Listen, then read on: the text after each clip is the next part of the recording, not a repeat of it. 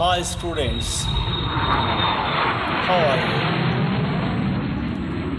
you? You are improving a lot in poetry reading. I hope that you have got interested into poetry reading and you are equally encouraged to write your own poetry, isn't it? Yes, I think that you can also be a great poet like William Butler Yeats, because this time we are going to discuss form of the wild swans at Coo. We already know that this poem has come from the mighty pen of William Butler Yeats. Just we have gone through the stanza-wise analysis of the poem, and we have also known that the poet is feeling melancholy, all because of the changing situation of Ireland, the native country of the poet. We know that with experience of age, our mood and mindset are also changing a lot. Just we cannot feel exactly the same when we are young and just when we grow into old age. So these are two different but quite contradictory stages of age. And at the same time, we find that in between there are lots of changes taking place, which have a very positive effect on the thought process of our mind.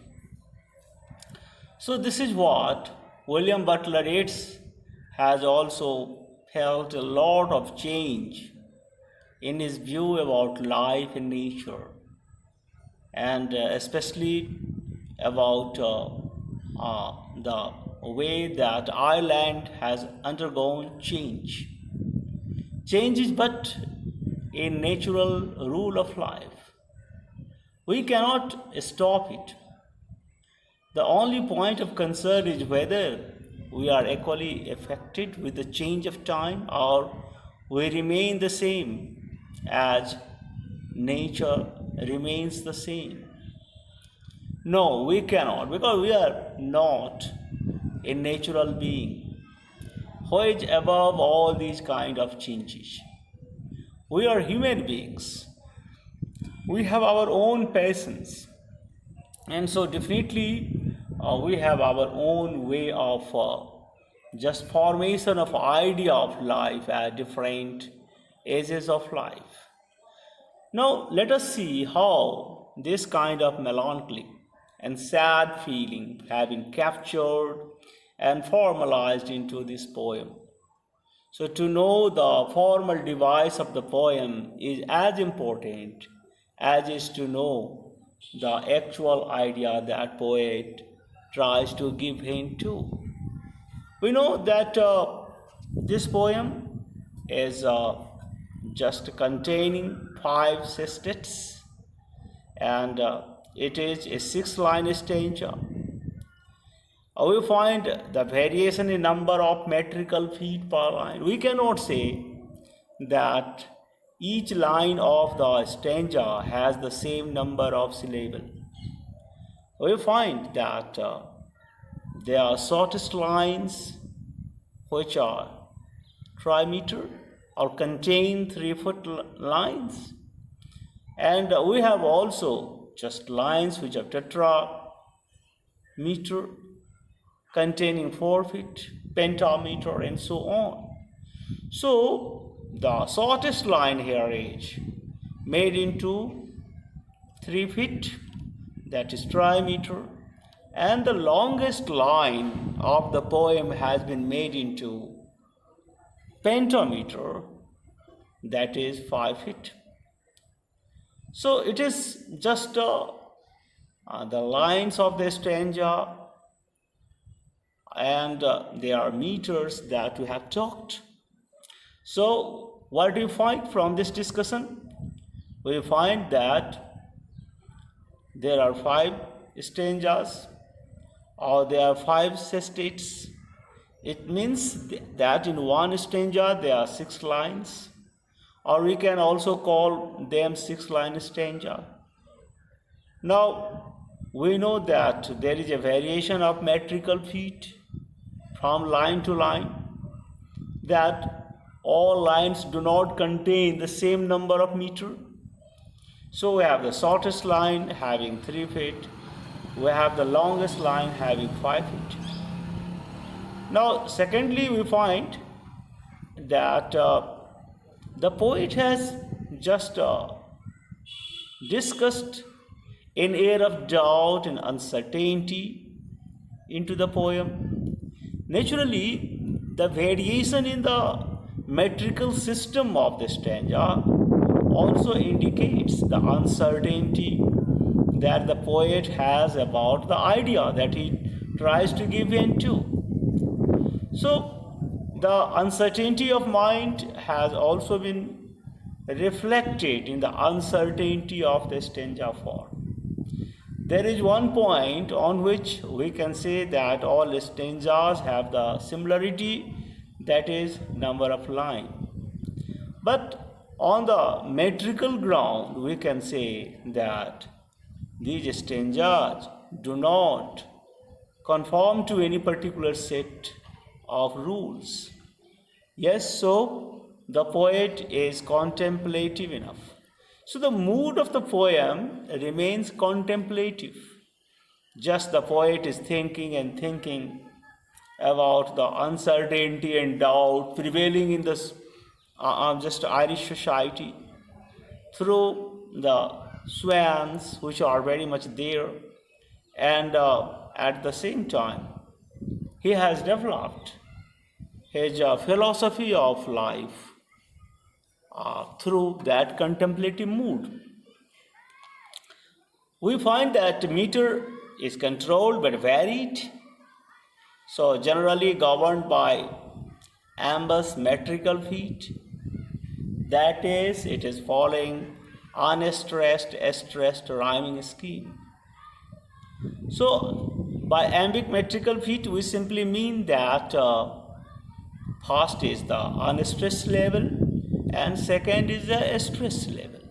It is in that way that meter is formed. Now, we also find the examples of tetrameter lines which contain 4 feet. So here we have line, the trees are in their autumn beauty. Here you find that there are 4 feet. Number 1 contains the trees. Second are in thought, they are all autumn beauty. Now we find that there is unstressed, rich, stressed, or unstressed, in stressed, there unstressed, or stressed, dumb unstressed, beauty stressed. So it is iambic lines, and it is described as tetrameter iambic lines. Now trimeter lines are also there, which have 3 feet, that we can find here in the lines like the wood, land paths are dry. Now here we find there are 3 feet. First is the wood, second is land paths, third is are dry. Now it is on the same iambic pattern that the line has been written. The unstressed, wood stressed, land unstressed, paths stressed, are unstressed, dry stressed. So it is trimeter iambic lines.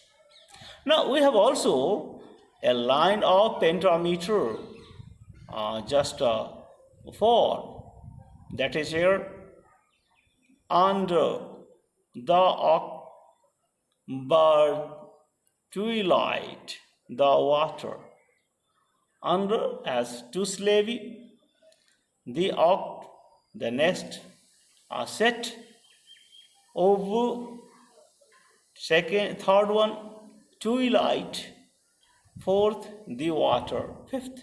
So here we find there are 5 feet, and so it is example of pentameter line. Now, once again, we can talk about trimeter that was very much there. And the first time on this shore. Now here we find the iambic pattern has been followed. Now in pentameter 5 feet upon the brim Mingwa among the stones. So upon the first just a foot, the second one is the brim, third one is Mingwa, fourth is and fourth is among the, fifth is stones. So we here find that there are 5 feet into this line, and trimeter line is once again here just before us, which has 3 feet, 9 and 50 swans.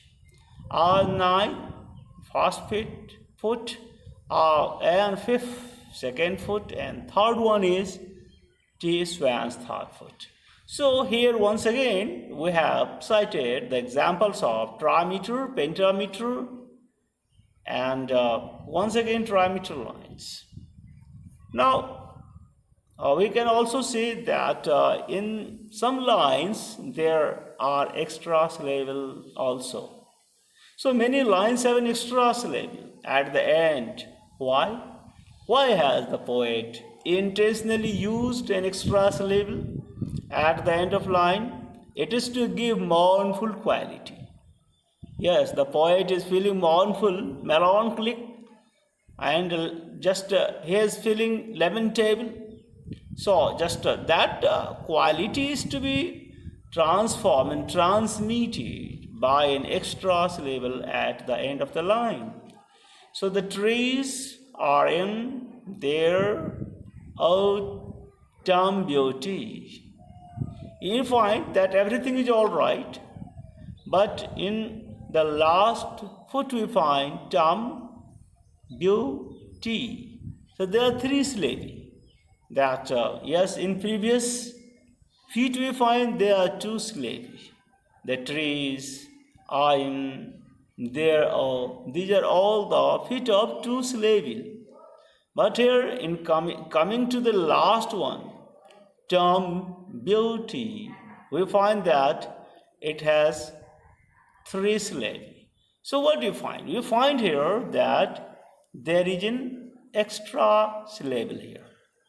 Now once again we find in the next line that there is an extra syllable at the end of the line. So but now they drift on the still water. Here just we can look at the last label, that is to, and we find that in last foot still water there are 3 syllables, as was in the previous case, term beauty. So here in previous just a feet we find, but now 2 syllables, they drift 2 syllables, on the 2 syllables, still water 3 syllables. So this extra syllable at the end have a falling sound or ambus. Yes, it is unstressed. Yes, so we can say that the trees, what you find, unstressed, stressed, unstressed, stressed, just is followed. And so in the last foot also we find term view. So term is unstressed, view is stressed, and T once again, that is the last level, is unstressed. So it is falling sound, ambus. It is following the ambus pentameter, ambus form. In a still wall, still is here unstressed, wa is stress, and once again to is unstressed. So the conclusion is that about the extrasyllable that they have a falling sound or ambus pattern. So I think that you have just understood the meter pattern of the poem, metrical composition of the poem. Now we can say that each stanza has 6 lines, so they are also not completely rhymed. Yes, we can say just a rhyming pattern can be described as A, B, C, B, D, D. It simply means A for line 1 and line 3 are not rhymed. Line 2 and line 4 are rhymed, and line 5 and line 6 are rhymed. So here too also you find that second and fourth rhymed, and fifth and sixth rhymed, but the first and third remain unrhymed. Here also you find that there is no regularity into the correct rhyming pattern. This is we can say that this is what the rhyming pattern of the stanza is. So what is the effect of this kind of rhyming pattern? You may ask this question. After all, this kind of rhyming pattern has been devised by the poet for what? For what purpose? Yes, effect. Steady but not overwhelming to create graceful movement. We find that when we are reading the poem, it is gracefully moving from one stanza to the another stanza. So we also find that the first pair in lines 5 and 6, not a perfect rhyming. Yes, we find that here the line 5th and line 5 and line 6 or 5th line or 6th lines are rhymed, but we cannot say that this is the example of perfect rhyming. It is the example of slant rhyming, that here we can find the rhyming of the 5th and 6th line, that is stones, swans. So we find that there is just a last part of the word which look rhyme. So it is the example of slant rhyming, and for what purpose? For what kind of idea that we can derive from this kind of slant rhyming? To suggest the swan's independence from the speaker, that swans are free and they can go anywhere. The speaker is not very much optimistic. We also find that there are examples of alliteration in the poem, by which we mean that the sounds like consonants have been repeated here and here again. So here we have the example of a still sky. In still sky, we find that saw sounds, or they are consonants that are repeated. So it is to contribute to the scene setting. So we can say the line seems to be linger on this saw sound, evoking the stillness of the cool surroundings. So that is what the effect of saw sound is, that it is going to create an effect of stillness in the surrounding that the poet is also describing into the poem. Now we have also the just alliteration into the well beat of their wings above my head. So we find here bow and bow into bell and beat, repeated the effect of the swan's wings on the air. Yes, when swans are just flying, just the wings are very much moving, and so it has a very much sounds that we can find on the air. So trod with the lighter tree, the speaker used to walk more lightly. Here, toe into trod in, or rather trow or tree into treat are also rhymed. So it is just to walk more lightly. And at last we have also what we can call the alliteration that we have just discussed above. Now we can come to one more figure of speech, that is personification. So in which we can say that swans themselves have been personified, because they have been just described as lover and lover. This is what the quality of the just human being is. So instead of making love as is made by human beings, swans are making. So here we can say unworried, still lover by lover. They paddle in the cold. So paddling is the exercise made by human beings, and loving is the exercise made by human beings. So companionable streams or climb the air, swans are personified, and naturally you find that it is here the human virtue that has been transferred to swans. And you also find that there is co-alliteration, companionable streams or climb the air, that we can find here into this stanza. Or it is in this way we find that the very much important points of figure of speech that the poet has used here, meter pattern, rhyming pattern, we have discussed, and we can say it is just much more help for us to understand the poem. Thank you.